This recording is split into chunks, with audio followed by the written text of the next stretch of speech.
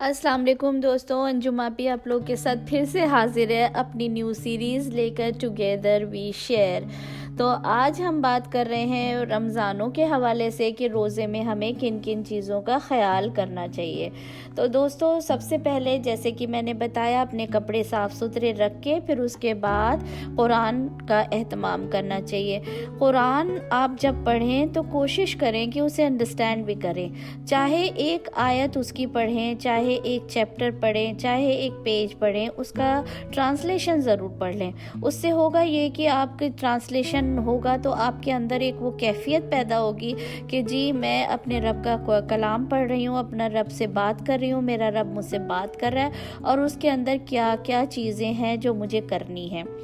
ये हो गई एक बात। अब दूसरी बात ये है कि अक्सर ये होता है जब रोज़े की हालत होती है तो उसमें इंसान ना बाहर तो सदका खैरात बहुत करने लग जाता है, बाहर के लिए बहुत फरावानी होती है, लेकिन वो चीज़ें जब इंसान घर में कर रहा होता है, यानी कि उसकी प्रिपरेशन जो भी सदका खैरात है, खाना देना, पकवाना, या तो कई लोग बाहर से बनवा लेते हैं, कई लोग घर पे बनवाते हैं, तो उसमें वो अपने घर वालों के साथ बहुत ज़्यादा गुस्सा और मिसबिहेव करना शुरू कर देते हैं। आप याद रखिए, रोज़े का मकसद है सब्र करना, और अगर रोज़े की हालत में किसी इंसान ने सब्र नहीं किया और उसने अपने घर वालों पे चीख पुकार की, अपने मुलाजिमों पे चीख पुकार की, अपने हेल्पर्स पे, अपने सर्वेंट्स पे, अपने भाई बहनों पे, अपने छोटे छोटे बच्चों पे, कई औरतें अपने बच्चों पे बहुत चिड़चिड़ाहट निकालती हैं और कई हस्बैंड अपनी वाइफ्स पे बहुत ज़्यादा चिड़चिड़ाहट निकालते हैं, उनकी मर्ज़ी की अगर इफ्तार तैयार नहीं है तो इन चीज़ों का बहुत ख्याल रखिए। याद रखिए, रोज़ा आप किसी के ऊपर एहसान करने के लिए नहीं रख रहे हैं, रोज़ा आपके ऊपर फ़र्ज़ किया गया है। रोज़े का मकसद सिर्फ भूख प्यास नहीं है, रोज़े का मकसद ये सारी चीज़ें हैं, एक एक चीज़।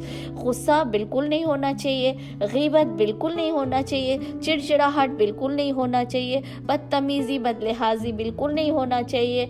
एक दूसरे की इज़्ज़त का पास रखे, एक दूसरे को इज़्ज़त दे तो सामने वाला आपको भी इज़्ज़त देगा।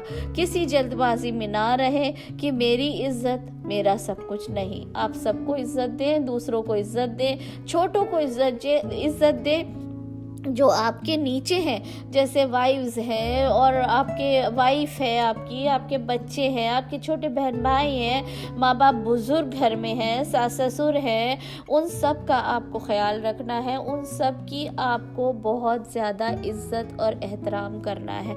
गुस्सा आए तो फ़ौरन याद कर लो कि मैं रोज़े से हूँ। अगर आपके ऊपर कोई गुस्सा कर रहा है तो आप याद करा दें कि आपको जवाब देने के बजाय आप फ़ौरन अपने आप को याद करा दें कि मैं रोज़े से हूँ।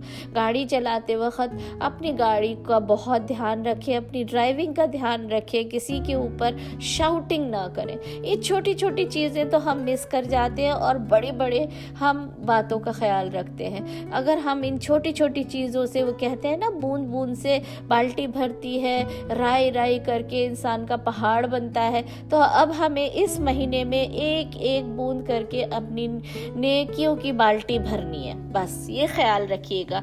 अपना बहुत ख्याल रखिए और अगली वीडियो में मैं फिर आपसे मुलाकात करती हूँ कुछ और नई बातें लेके।